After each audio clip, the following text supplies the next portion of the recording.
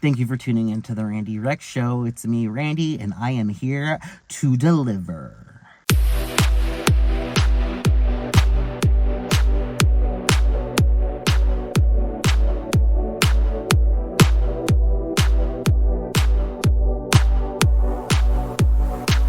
So thank you for checking out this brand new episode of the Randy Rex Show. This is a little bit of a unconventional location, but I'm an unconventional kind of guy. What can I say? Let's get to the show.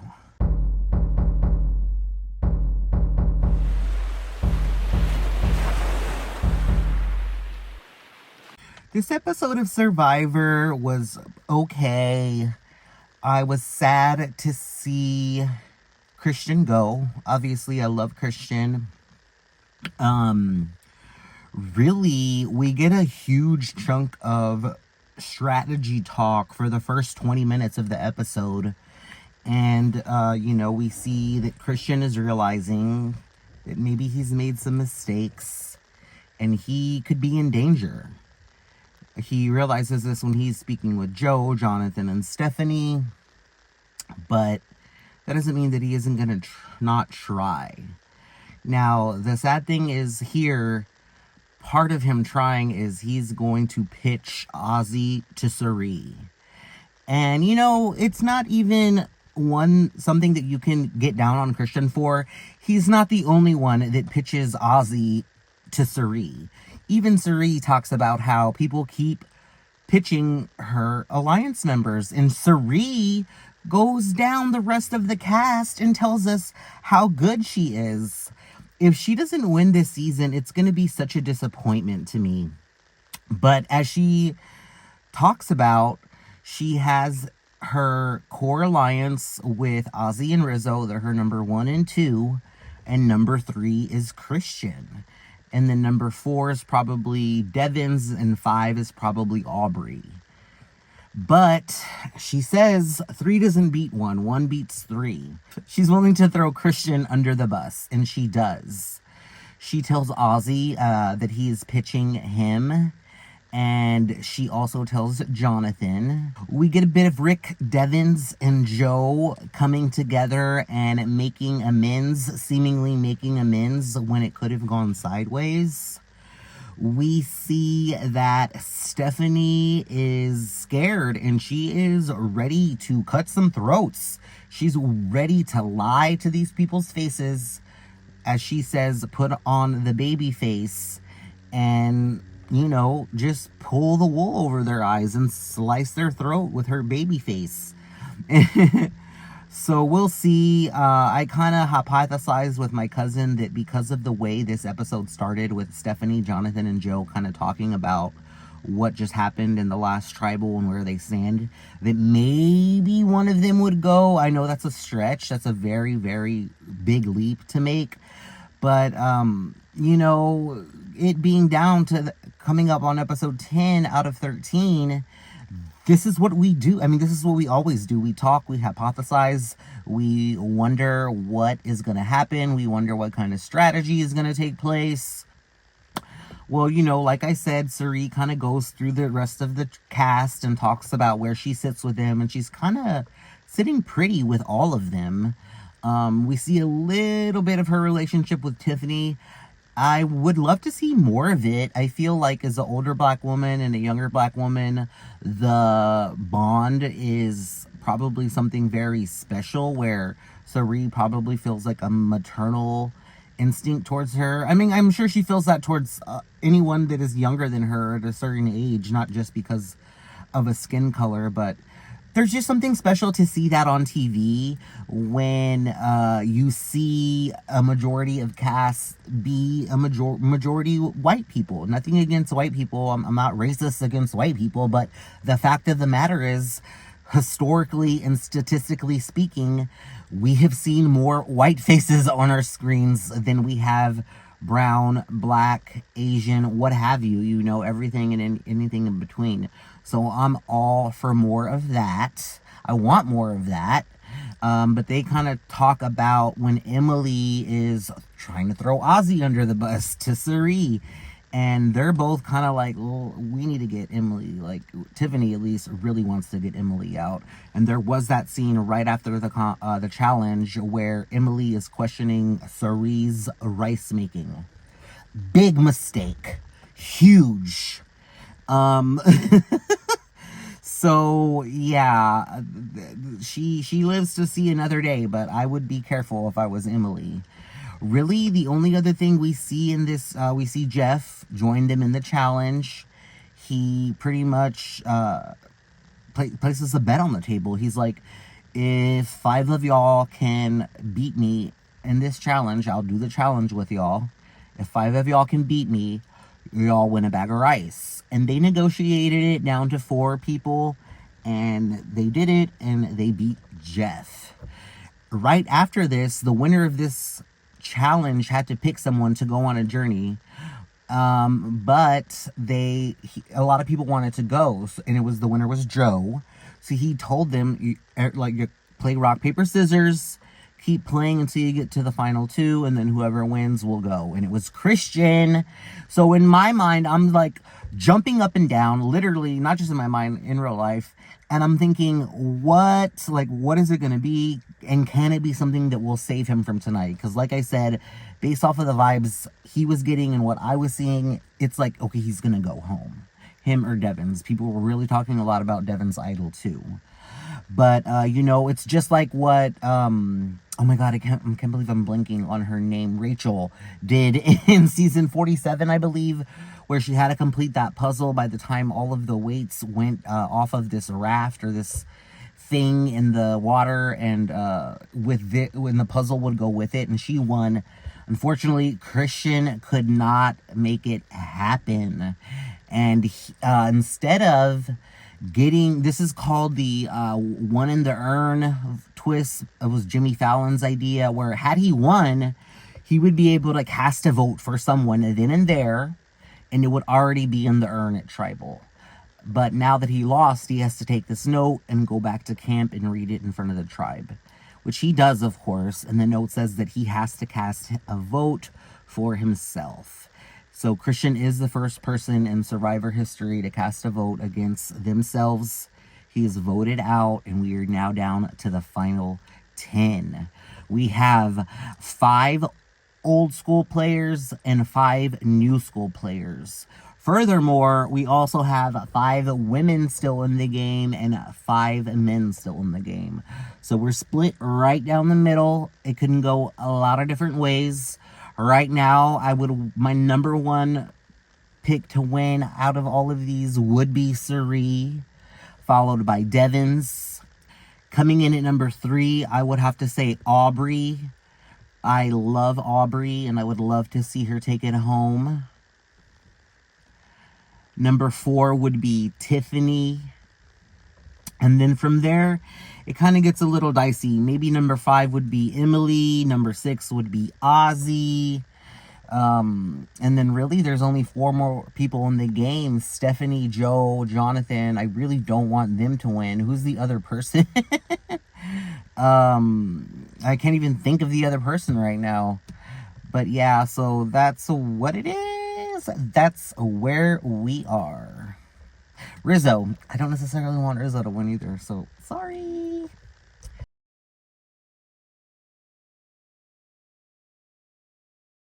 The first reunion episode of The Real Housewives of Beverly Hills, season 15. So, it's crazy because this was a good episode.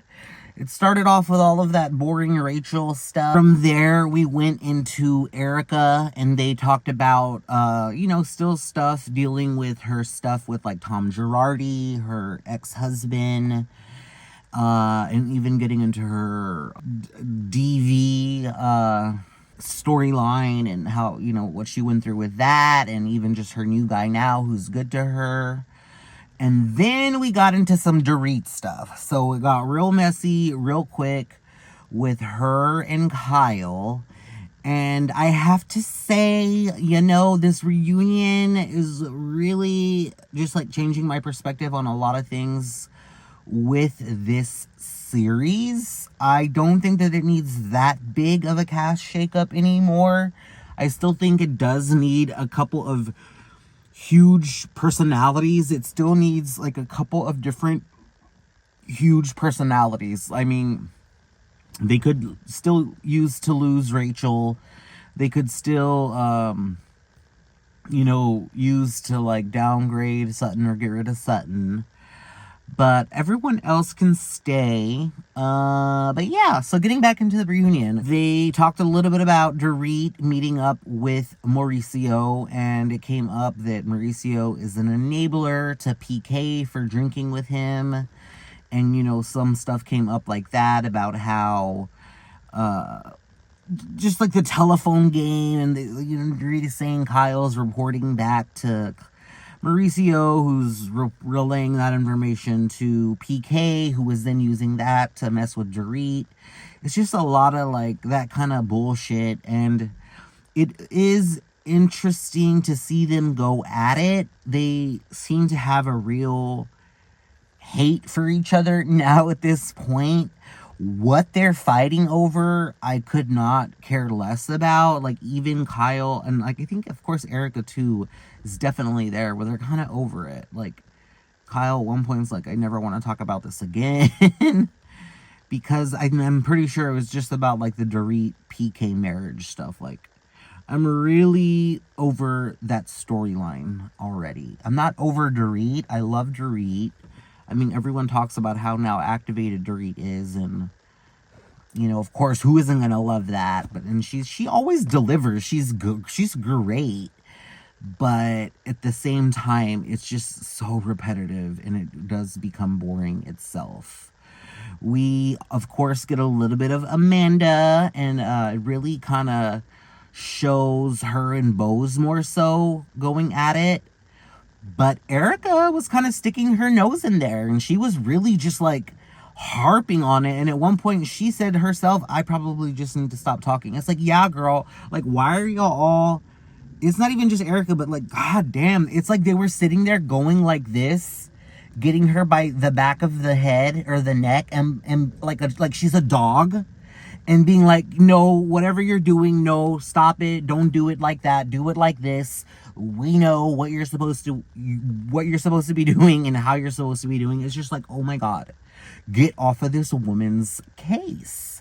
And even with her, I like Amanda. I've always said that she should return. Early on in the season, I said she should return for another season. And I've kind of gone back and forth with that a little bit, because even in this episode, she's not too confrontational as a housewife.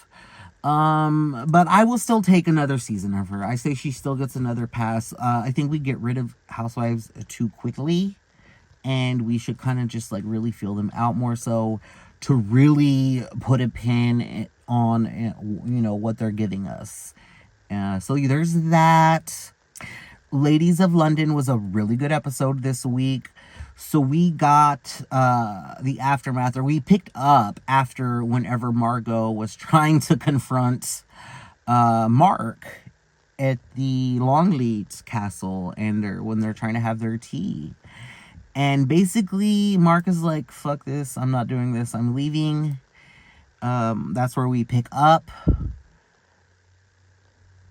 What's her name? Oh my god. Not Margot, not Martha. Why do I want to call her Karen? The one lady, the other American who loves Mark, goes after him, tells off Margot like a real friend would. Because remember, like last week I talked about how like there's that whole thing of like, what is it like to have a man in a cast with all women?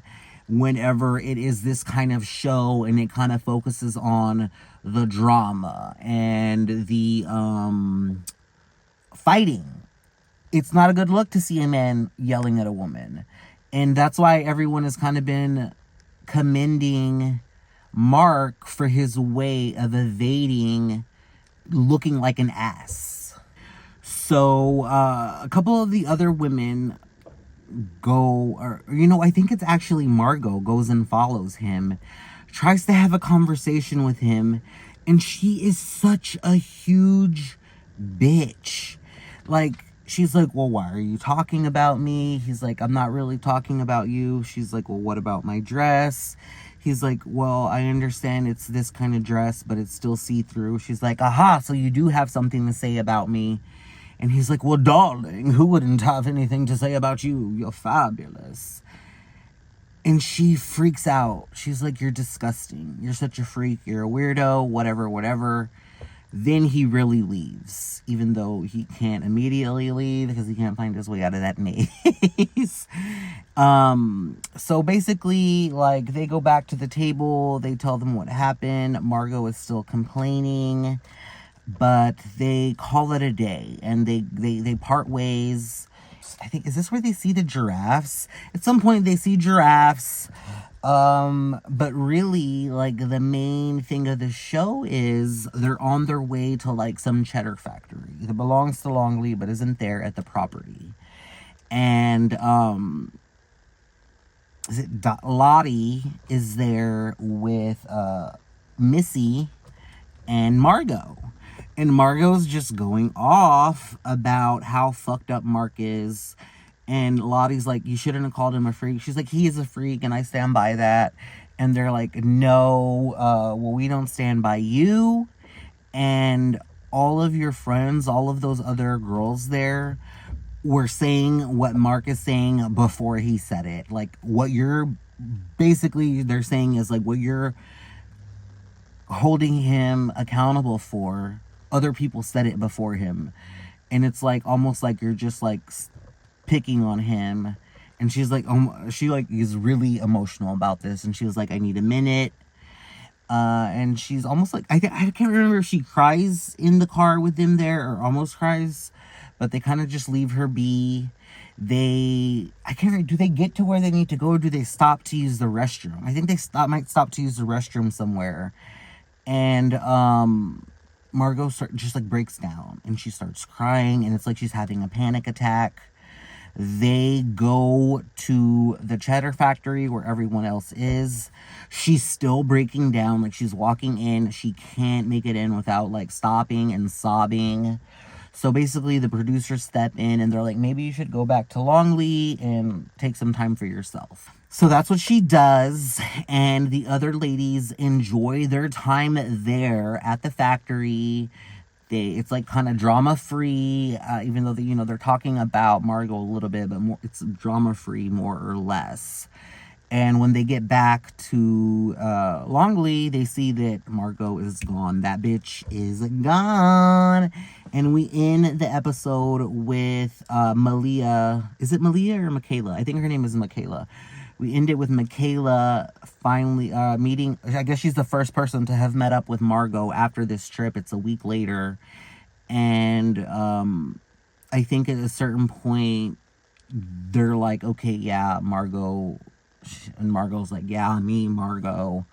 I need to be the one to, like, reach out to Mark and have a conversation with him.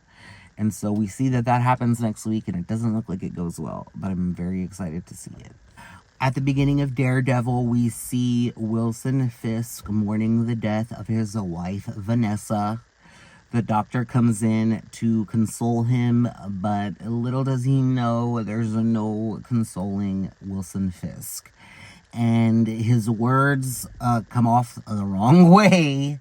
He's just trying to be nice, saying she's not in pain and she's in a better place. But of course, Wilson is not a normal person. And he stands up. The guy comes in to give him a hug. Oh, God, why? If I could turn back time. Oh, God. And then, of course, he hugs him and he squeezes him tight, and he doesn't let go, and he squeezes him tight, and he's dead. We go to the funeral. Wilson doesn't say anything, and that's the end of that. The fight at the very end between Daredevil and the Kingpin was pretty amazing. It was amazing to see the Daredevil actually take the Kingpin down.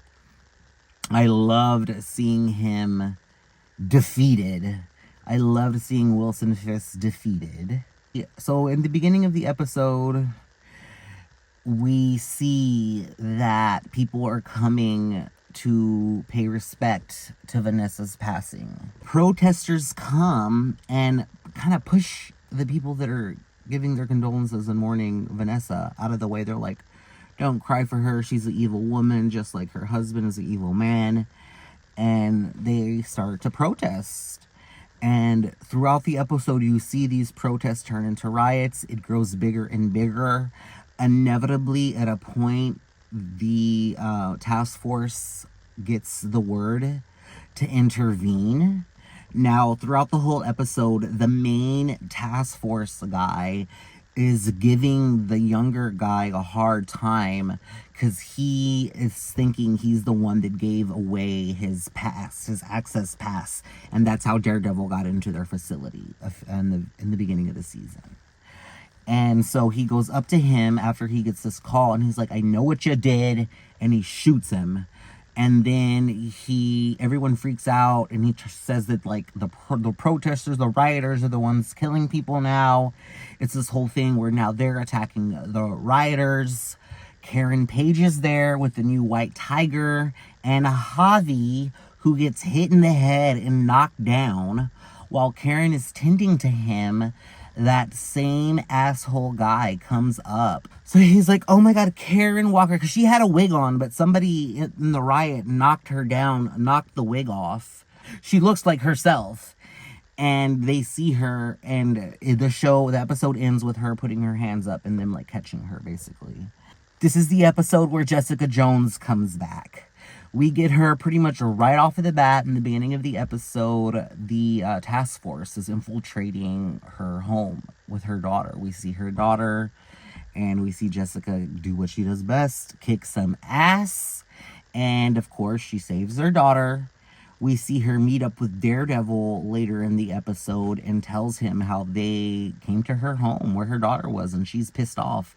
So they go to this facility where Wilson has stolen some of Matthew Lillard's like bombs and like stuff like that, explosives and like all of that bad stuff that they've been like trying to make money off of and whatever.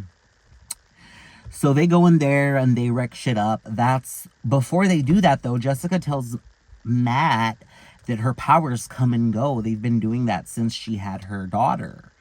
And that's how that same main task force guy that gets Karen at the end of the episode almost gets her, but of course Matt saves her from him.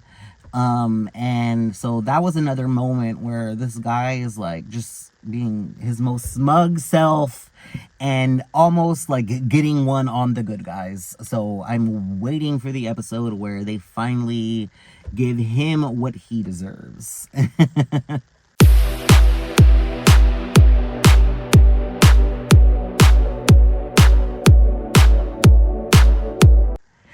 Thank you for tuning in yet again. I hope you enjoyed, and I will see you next time.